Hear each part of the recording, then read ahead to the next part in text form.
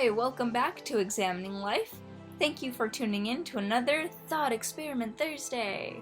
Today's thought experiment is called Life Dependency, and the source of this thought experiment is A Defense of Abortion by Judith Jarvis Thompson in Philosophy and Public Affairs, 1971. First, I will give a summary, then I will review philosophical themes, and then I will continue with my analysis. I also want to send a big thank you to my patrons and subscribers, and before we continue, please subscribe. Okay, so first, the summary. This thought experiment is about a man who worked in the finance department of a hospital. The department had their Christmas party at the hospital after work one day. The man drank too much wine at the party and became intoxicated. The 6th floor of the hospital is a restricted area, but he accidentally stumbled onto the 6th floor when he left the party and passed out in a hospital bed. The 6th floor was where patients who needed vital organ transplants were hooked up to volunteers whose organs were working properly for about 9 months or until an organ became available. Both the volunteer and the patient were kept alive in the process. The man was mistaken as a volunteer, and when he woke up, he realized that he was hooked up to a world-renowned violinist. The man, however, was not a volunteer and did not want to be hooked up to a patient. The doctor claimed that because the man was irresponsible and ended up in this situation, that he is morally obligated to remain connected to the world-renowned violinist, especially because if the violinist becomes disconnected, he will die. And the doctor claims that it would be horrible for such a violinist to die. And if the man disconnected while having the knowledge that the violinist would die, then the man would be committing murder. What should the man do? Should he give up his own life for the foreseeable future and stay connected to the violinist to keep the violinist alive? Or should he let the violinist die but be able to live his own life? So the philosophical themes that I am going to discuss in this thought experiment are values/priorities, ethics, and justice. Let's start with values/priorities. This thought experiment makes value judgments about both the man and the violinist. The violinist is seen as being more valuable to society than the man. However, short term, the man is more valuable because he is keeping the violinist alive. What does this say about the priorities of the doctor or society at large? So it basically says that not everyone's life is equally valued, and some are more valuable than others. This is morally wrong, and such members of society, such as the doctor, should change their views. The man's life and the violinist's life should be equally valued. However, the reality might be not that some people's lives are valued, but what they do is more valuable. So, kind of differentiating between the person and what they do. So, I don't know if the violinist is more valuable because of who he is or because he's a violinist. And say the man became a violinist, then he would be more valuable. So, it's not necessarily the person itself, but maybe what they do. Then it's also actually objectifying rather than seeing them as people. So I would even maybe make the claim that the doctor is almost objectifying the violinist for being a world-renowned violinist, even though he brings so-called value to society.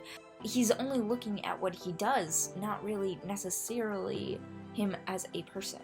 But then, who's to say that the person in finance is not valuable? Many people would say that's valuable as well, and is keeping the doctor employed probably because he does whatever financial decisions for the hospital.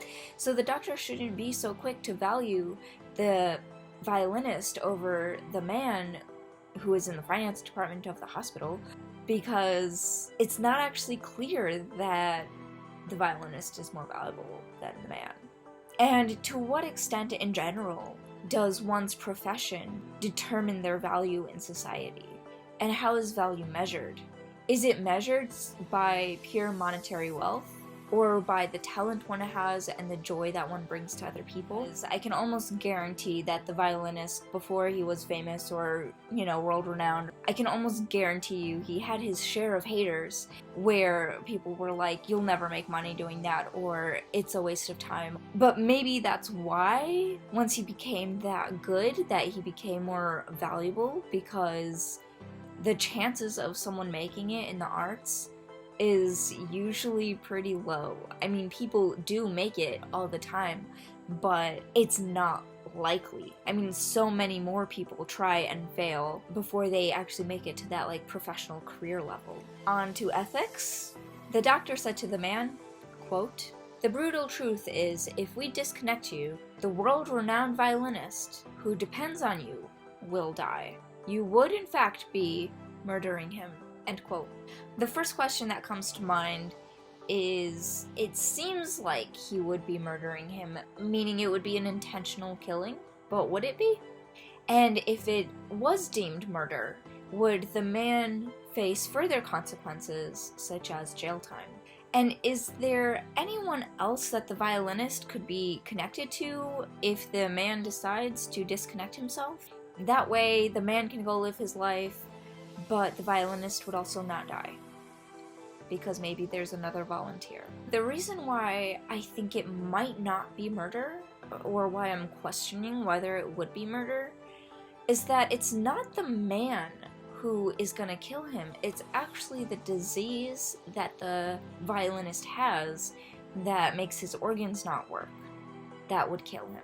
So, is it the man's duty to keep him alive, or is it just that the violinist and the doctor also should just accept that the violinist has lived his life, he came up with this disease, and it's his time to go? But I want to make a clear distinction that one can make the case that the man is doing the killing, but then someone else can make the case that it's the disease that's doing the killing. And it's not actually the man's fault that the violinist has whatever disease that prevents his organs from working properly.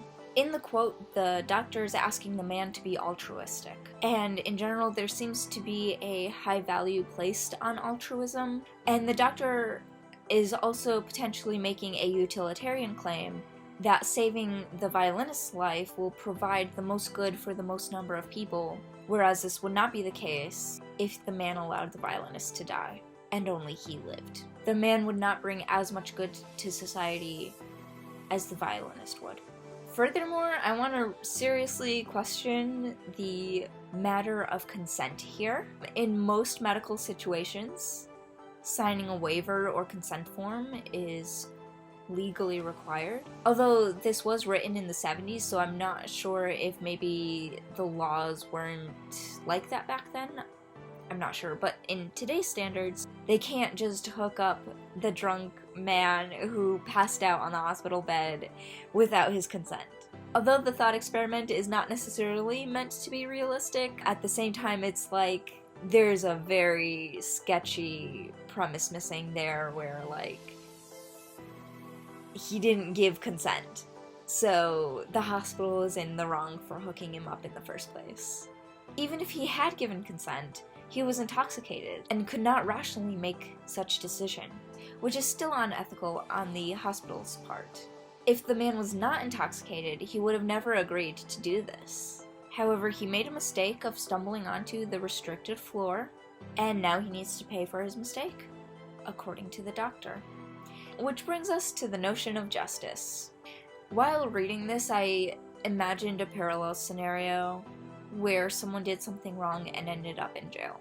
Although the man did not directly make this comparison in the thought experiment, it seemed like the man thought that being hooked up to the violinist would be similar to jail, given that his freedoms are severely restricted and he wouldn't be able to live his life.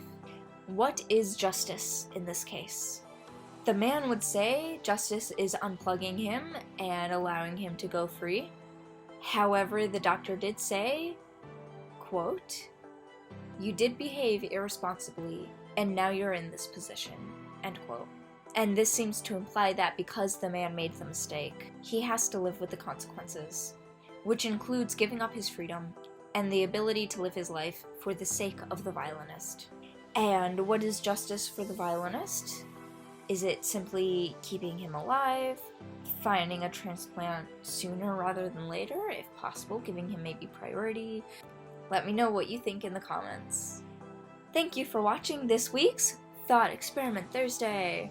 What do you think about this thought experiment? What is your philosophical interpretation? Should the man be obligated to give up his life for the violinist? Let me know in the comments. And if you liked today's video, please be sure to subscribe, comment, like, and share. Stay tuned every Thursday. Thank you. Bye.